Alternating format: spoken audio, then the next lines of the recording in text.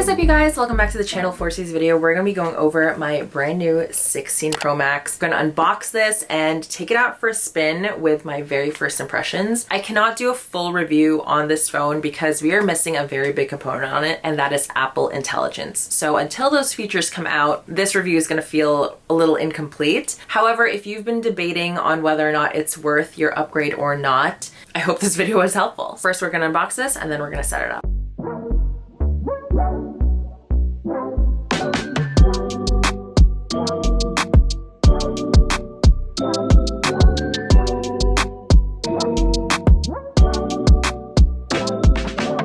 As you can see, I went with black titanium on my 16 Pro Max. I think it just looks a little bit more sleek. This is my favorite out of all of the colors for the Pros, which always lean very, very neutral. I was really hoping that the Desert Titanium was going to lean a little bit more brown, but it just looked gold to me. And the gold iPhone, I forgot which one it was. I think it's when they officially switched to 3 cameras, that it just reminded me of bubble tea, and I haven't been able to get that image out of my head. Here I am with black titanium, and I really love it. However, I'm not one of those people that can rock an iPhone raw without a case. So I got a package from Casetify that gave me tons of phone cases. So let's set this one up. Not gonna lie, I set it up yesterday, put a screen protector on it immediately, and this is the phone case that I decided to go with because I think it just goes really well with my outfit. I'm in a denim on denim look today. It's one of those like weird times of September in New York, and Marco and I are spending the weekend in the city, so I thought this was just like the perfect little outfit for my phone to match the outfit on my body.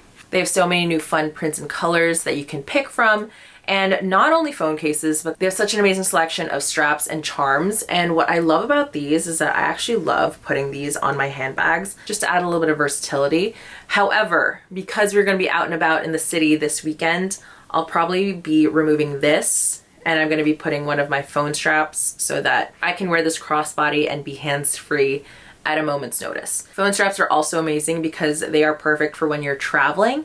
And with our upcoming trip to Japan, literally everyone wears a phone strap. So if you are traveling, I highly recommend getting one of the phone straps because it's perfect for when you are traveling with a transportation card on your phone and you need to easily just be able to tap and put your phone away, close to your body for security so that no one takes your phone. I just love all of the cute phone cases. I dress pretty simple, but I think that the phone cases also just add a nice little pop of pattern and fun. Casetify has an amazing selection. You can even do personalization, different types of cases. So we're gonna head into the city, but thank you so much to Casetify for sponsoring this video. If you're shopping around for new accessories or cases for your iPhone, you can use my link down below for 15% off your order, and hopefully you find something cute for your brand new phone. Okay, let's get to the city.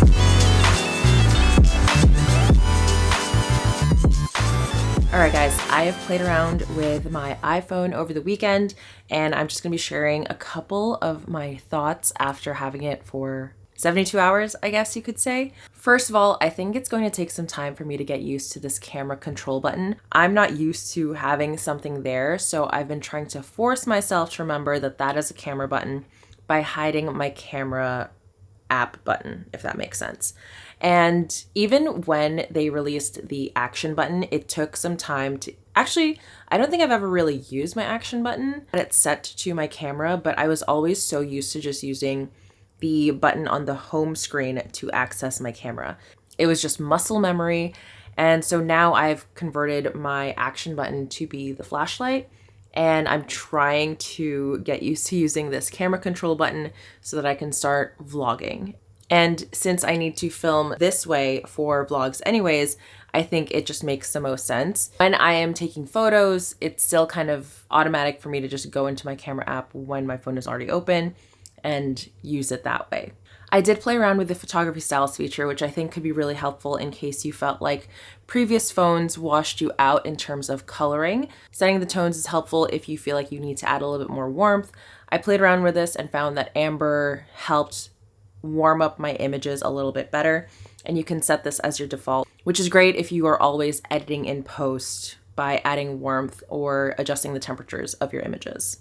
Something that I really liked playing around with on the phone, but have yet to experiment with how it sounds when I'm actually editing on my computer, is audio mix. But I do see the difference when I'm adjusting it from my phone. Test how the front facing does with low light. Well, actually, it's pretty well lit, right? It's pretty lit in New York City. It's pretty well lit in the city.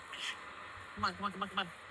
We're gonna have to wipe it as we get to the hotel. You are able to use standard, in-frame, studio, or cinematic. I'm pretty content with how audio is just like off the bat. Most of my iPhone footage really is B-roll, so I rarely need to edit the audio on those files anyways. If I'm doing a sit-down video like this, I have a mic attached to my camera, and so this is something that can definitely be coming in handy if you are filming on your phone and say maybe it's for Reels or TikTok. But if I'm filming for YouTube and more long form content, this isn't really something that I was too concerned about before, but it is nice to have because it just makes filming off of an iPhone that much more convenient, because it is just giving you more options and more tools to, you know, not really need an actual camera. I still see fuzzy footage when I'm shooting in low light, but this is not something I was expecting to be addressed because it really is just hard to shoot in low light unless you are filming with a really great lens. I don't really film at night, but if you are, just good to have a portable light handy because you will get some fuzzier footage if you are shooting and the lighting isn't that great. I also really liked being able to film in 4K 120 frames per second.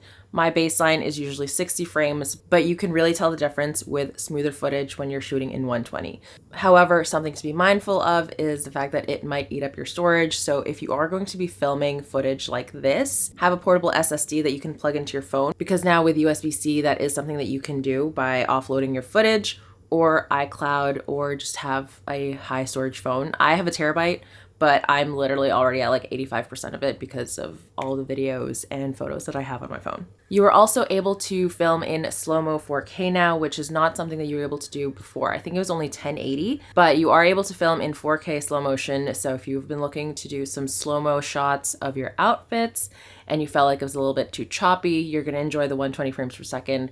I think for shorter clips, you'll be fine. But obviously if you're filming like a 10-minute video, 120 frames per second, it is definitely going to be a really big file. This is a side-by-side of my 15 Pro Max and my 16 Pro Max. Not that much of a difference, but I definitely have a much bigger screen on the 16. Because of my work, editing, emails, I just love operating off a bigger screen. Marco did end up downsizing and it feels really great in the hand. So if you're not doing a lot of stuff that requires that much screen time, I personally would probably go down in size as well, just so that it fits a little bit better. But I love a bigger phone, and so here I am with my 16 Pro Max. I've also really enjoyed iOS 18. There's a lot more flexibility in terms of how you set up your home screen, and this is what I did with mine to just set it up a little bit more minimally. I love being able to clean up my home screen just so that I don't have my apps as easily accessible as I used to, and I think this has been helping in keeping me off my phone if I can help it. I'm really working on lowering my screen time, but it's hard when I'm working off of my phone literally 7 days a week. So I've been trying my best to set this up in a way that works for my personal style. I really just played around with this one night and set it up to what it looks like now, and I really love it. It's just a little bit more minimal. If I really need to find an app, I can just search for it, and so this is just the method that works best for me. Let me know if you're interested in seeing a in-depth what's on my phone video. I think this is better formatted for maybe if I did it on Reels or TikTok, something more short form. That's it for my initial thoughts on the iPhone 16 Pro Max. I hope you found this video helpful, and I will see you all in the next one. Bye!